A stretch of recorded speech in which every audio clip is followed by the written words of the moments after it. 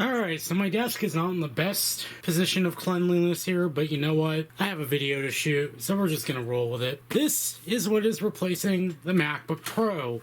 And of course, the neighborhood dogs are going off, so try to ignore them as best as you can. This is a Precision 7200. I'm gonna mess it up like I kind of messed up the E7240. Well, that's probably why I'm messing this up, because I remember that model number.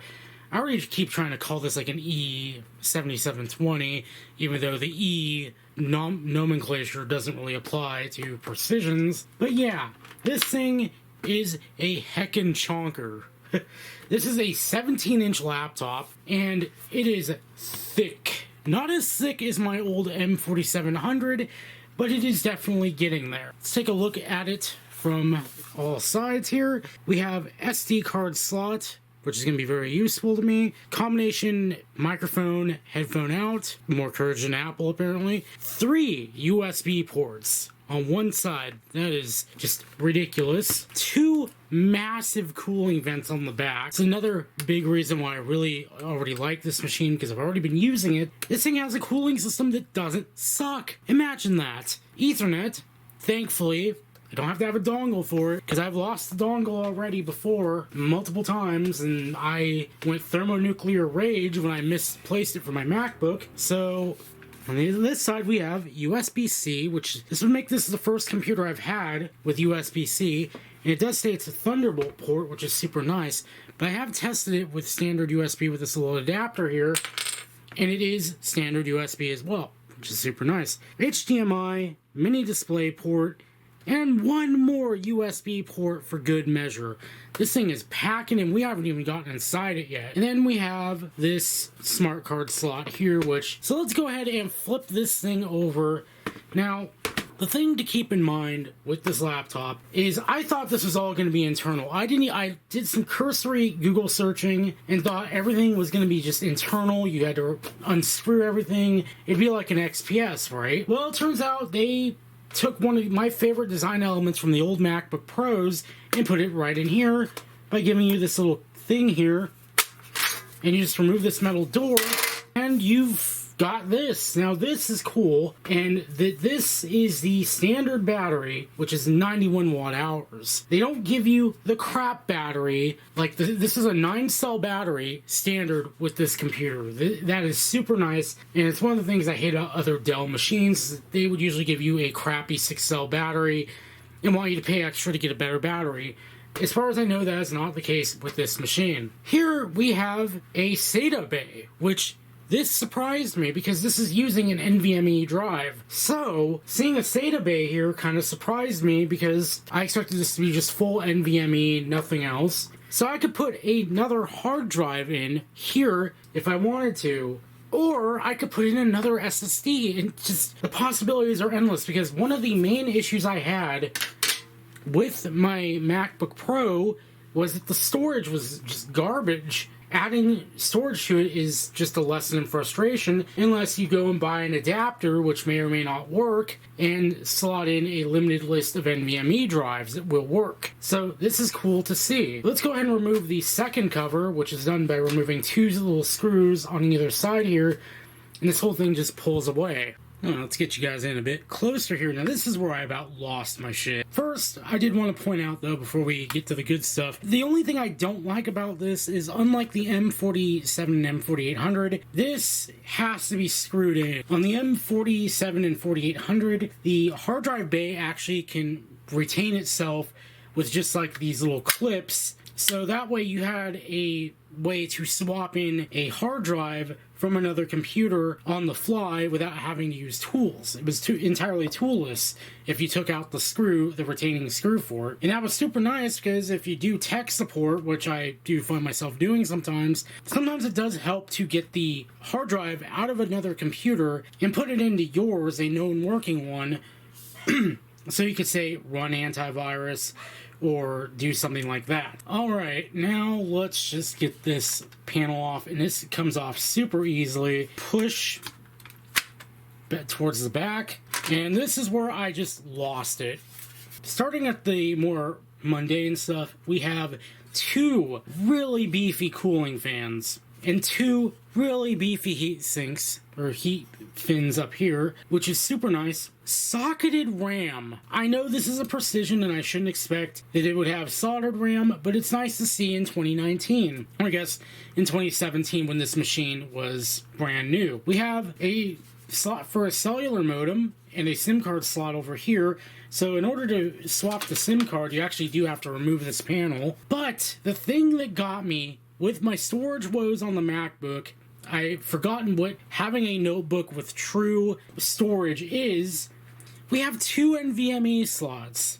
This is ridiculous. There's already a 1 terabyte one here, and 1 terabyte NVMe SSDs are not that expensive. My Intel 600p was $120 out the door. Actually, it might have been 100. It was only 120 because I got the adapter with it.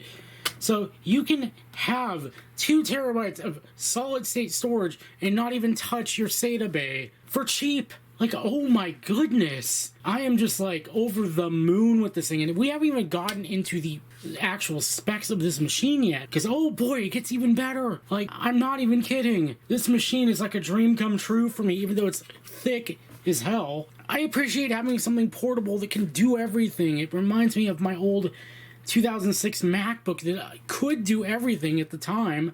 There were a lot of games I wanted to play, a lot of things I wanted to do, but when you use a Pentium 3 ship box in 2006, you're kind of limited by what you can do. This is not that. So let's go ahead and seal this thing back up and flip it over.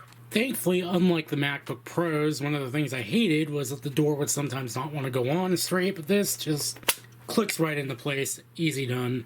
But before we turn this thing on, I must point out this thing is crazy. This is a 240 watt power adapter, so you know you're playing with power here. That said, let's go ahead and just get this thing fired up. I believe it should just be asleep, so shouldn't take that long to start up. The only problem is that the SSD in here is kind of a bit of a dog. It's still faster than your traditional hard drive, but it's a bit on the slow side. And here we are. The only thing I also don't like about this is, as you can see over here, Dell has moved to a chiclet style keyboard layout for their Precisions, whereas their older ones had a more traditional kind of design to them, and the chiclets aren't that bad, but I still prefer the old design to, chiclet keys. It does feel a lot better than the XPS 13's keyboard by far, because the XPS 13 just felt hollow, and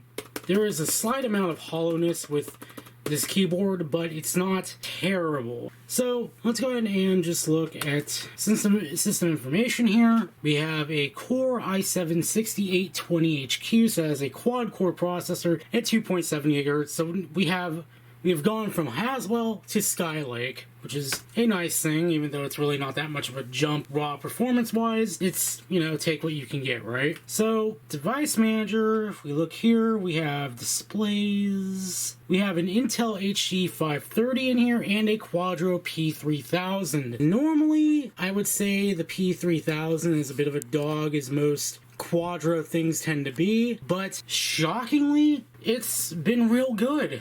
The Quadro P3000, from what I understand, is roughly equivalent to a GTX 1060M in performance, and we're gonna see that in a bit here. So let's go ahead and actually test that by going to Steam, and I have 2 games downloaded to this machine, Warframe and The Witcher 3. The mid-2015 struggled with both of these games very, very much. So we're going to go ahead and start up Warframe. Oh my goodness.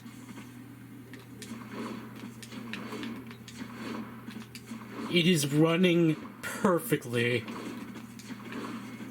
Like, when I saw this for the first time, I about cried tears of happiness that I finally have a laptop that can play games. Just seeing this, seeing it not struggle to just maintain a basic level of performance here. This is on medium, by the way. This isn't turned all the way down, but it's running just smooth as butter. So we're gonna just immediately go ham on this thing and throw an open world at it. And as you can see, it's just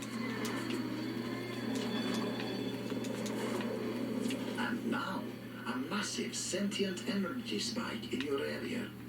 I advise you to be careful. It's just doing it. Like, I am impressed right now.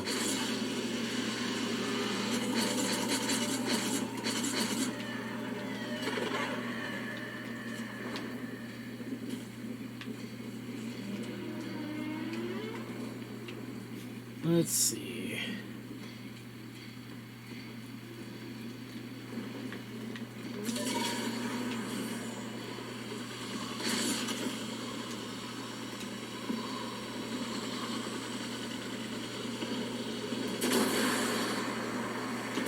You can see we're flying around and it is just handling this with no complaints whatsoever.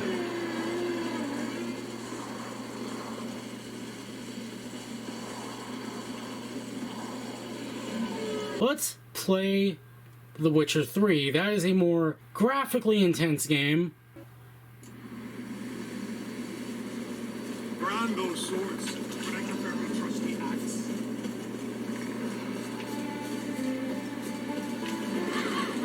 It is a Christmas miracle. I'm getting some frame drops, like really minor stuttering. Adventure seeker. But this is playable. This is actually playable.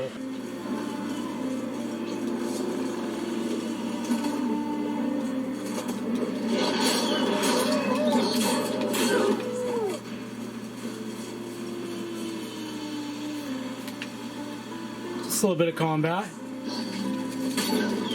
And it just works. Everything works. Yeah, like this. From a gaming standpoint, this is a Quadro, mind you, and it is kicking the everlasting crap out of the MacBook Pro. It's crazy. So I'll just go ahead and Alt F4 out of here. So yeah, I am impressed. Like, I hear the fans going, but they're not like running full tilt like they would on the MacBook. I'm over the moon with this thing. I know some are going to be like, well, it's not a Mac, but like I said in my MacBook Pro video, I'm just kind of over Mac OS at this point, and Windows 10 has simultaneously gotten better. So it's like I don't feel like I'm missing too much by having a Windows machine anymore. So it's really kind of the end of this video, just a quick, well, quick-ish look at this little guy here. So until next time, I will see you guys later.